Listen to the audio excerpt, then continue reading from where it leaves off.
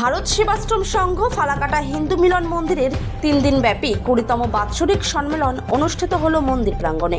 অনুষ্ঠানে দীক্ষা গ্রহণ, হিন্দু ধর্ম শিক্ষা ও সংস্কৃতির উপর আলোচনা, বৈদিক বিশ্বশান্তি যজ্ঞ ও সাংস্কৃতিক অনুষ্ঠান অনুষ্ঠিত হয়। উপস্থিত ছিলেন সংগঠনের উত্তরবঙ্গ শাখার অধ্যক্ষ পদ্মশ্রী পুরস্কার প্রাপক স্বামী প্রদীপ্তানন্দজি মহারাজ, ফালাকাটার বিধায়ক দীপক বর্মন, ফালাকাটা পুরসভার পুরপ্রধান প্রদীপ কুমার মোহর, ফালাকাটা কলেজের অধ্যক্ষ হীরেন্দ্রনাথ ভট্টাচার্য প্রমুখ। বলে তাদের বাড়ি ঘর জ্বালিয়ে দেওয়া হলো, ভেঙে দেওয়া হলো তাদের দোকান ঘর। এ প্রশ্ন আজকে আমাদের করতে হবে, কেন সেখানে শুধুমাত্র হিন্দু বলেই তাদের দোকান বাড়ি ইত্যাদি পুড়িয়ে দেওয়া হলো, সেগুলো ভেঙে দেওয়া হলো, সেগুলো লুট করা হলো। আজকে সেখানে কেন মায়েদেরকে বলা হচ্ছে প্রশাসনের পক্ষ থেকে যে তাদেরকে শাখা পলা খুলে ফেলতে হবে, তাদেরকে হিজাবের মতো করে মাথায় ঘোমটা টেনে তাদেরকে যেতে হবে। ভারতবর্ষের সংবিধান আমাদের সকলকে ধর্মাচরণের অধিকার দিয়েছে।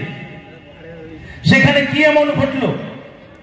সেখানে পশ্চিমবঙ্গের যে ভূমির থেকে দাঁড়িয়ে কথাগুলো বলছি, এটা স্বামী বিবেকানন্দের, ঠিক একইভাবে নেতাজি সুভাষচন্দ্রের, কবিগুরু রবীন্দ্রনাথের, কাজী নজরুলের, সেই জায়গায় দাঁড়িয়ে তাদের শিক্ষায় শিক্ষিত হয়ে যে মূল্যবোধের কথা আমরা বলি, ভারতবর্ষের সংবিধানের উপর সম্পূর্ণ আস্থা রেখে আমার এই ভারতবর্ষ যেভাবে সাংবিধানিক স্বীকৃতি দিয়েছে প্রত্যেকটি মানুষের নিজস্ব ধর্মচারণের, আমার এই ভারতবর্ষ যে আইন, যে সংহিতাকে মেনে নিয়ে আমরা চলি, এখানটায় সর্বধর্মের প্রার্থনা হয়। প্রত্যেকটি মানুষ, প্রত্যেকটি ধর্মাবলম্বী মানুষ নিজস্ব ধর্মচারণ করবেন, এটাই একটি ধর্মীয় শিক্ষা। অন্য ধর্মকে ছোট করে নিজের ধর্মকে এগিয়ে নিয়ে যাওয়া কখনোই যায় না।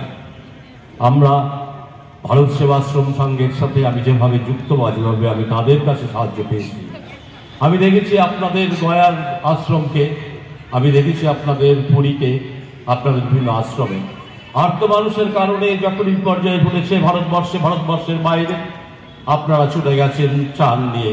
আপনাদের স্বেচ্ছাসেবীরা, আপনাদের ব্রহ্মচারীরা, মহারাজরা একদম খোলা আকাশের নিচে দাঁড়িয়ে সবার আগে আপনারা গিয়ে পৌঁছবেন। তো আপনাদের সেই আত্মত্যাগ মানুষ ভোলে না। গয়াতে যারা আমরা হিন্দু ধর্মের কথা বলি, আমরা পিতৃপুরুষের জন্য পিণ্ডিদানের জন্য যাই, সেখানটায় গিয়ে মানুষকে অত্যাচারের শিকার হতে হয়। আপনাদের গয়া স্টেশনের পাশে একটা স্থায়ী নিবাস রয়েছে, সব সময় সেখানটায় আশ্রমের শান্তিরা থাকে। সেখানটায় গিয়ে আশ্রয় নিলে নিশ্চিন্তে আপনাদের আশ্রমে পৌঁছানো যায়। গয়ার উপরটায় একাধিক টোটো চালক, অল্প বয়সের ছেলেরা আপনাদের আশ্রমের সঙ্গে যুক্ত, তাদের জীবন জীবিকা চলে এই সমস্ত মানুষকে পরিবহন করে। আপনাদের ওখানে গিয়ে প্রত্যেকটি মানুষ তার কাজ সাধ্য করেন এবং তার সামর্থ্য অনুযায়ী করেন। আপনারা যেখানেই বন্যা হয় সবার আগে যান, ঝড় হলো আপনারা গিয়ে পৌঁছন। আমি সেভাবেই ভারত সেবাশ্রমকে দেখি, মহারাজকে দেখি। আমরা এই কথাটাই বলি যে আমরা প্রত্যেকেই যে ধর্মই করি না কেন, যে ধর্মের মানুষই হই না কেন, আমরা আমার পাশের মানুষটাকে যদি ভালো না রাখি, আমার নিজের ঘরকে বেশি দিন ওইভাবে আগলে রাখতে পারবো না। আমরা আমাদের এই ধর্মে ছিল, আমাদের ধর্মের এই ভেদাভেদের জন্য, এই ঘৃণার ফলে আমাদের সমাজ থেকে লক্ষ লক্ষ মানুষ চলে গেছেন অন্য ধর্মে। আচার্য স্বামী প্রণবানন্দজি মহারাজ সেই রূপটাকে দর্শন করে তিনি তার সংঘকে তৈরি করলেন এবং সৃষ্টি করলেন এখানে অভিষেক, যে আমার হিন্দু সমাজের মানুষ তার প্রাণের দেবতা, তার প্রাণের প্রভুকে স্নান করিয়ে দেবেন। এখানে শিক্ষিত অশিক্ষিত, ধনী নির্ধন, এখানে ব্রাহ্মণ ক্ষত্রিয় বৈশ্য শুদ্ধ সবাই নিয়ে আসছেন তার ইষ্ট দেবতাকে চরণ যুগল ধুয়ে দেবেন, জল নিয়ে আসছেন। আচার্য দেবের অনন্য সৃষ্টি মহা অভিষেক। কোনো মন্দিরে, কোনো মঠে, কোনো গুরুয়ে চিন্তা করেননি। আচার্য স্বামী প্রণবানন্দজি মহারাজ অন্নকূট, কালকে অন্নকূট হবে, রান্না করবেন মা বোনেরা, বাড়ি থেকে নিয়ে আসবেন নিরামিষ রান্না করে, ভক্তি ভরে ঠাকুরকে নিবেদন করবেন। ঠাকুর সেখানে বসে সেটা গ্রহণ করবেন। তারপরে আমরা সবাই মিলে বসে প্রসাদ গ্রহণ করব। এক অপূর্ব সৃষ্টি ভারত সেবাশ্রম সঙ্গে স্বামী প্রণবানন্দজি মহারাজ। তাই ধর্ম আমাদের মুনি ঋষিরা আমাদের মধ্যে বিভাজন আনলেন। আর নিদ্রা ভয়ে মৈথুনঞ্চ সমন্বয়ে তৎপশুবি নরণম ধর্মে হি দেশাম অধিক বিশেষ ধর্মেণ হীনা কথা করা হবে। কে সেই বাঙালি? শ্যামাপ্রসাদ মুখার্জি।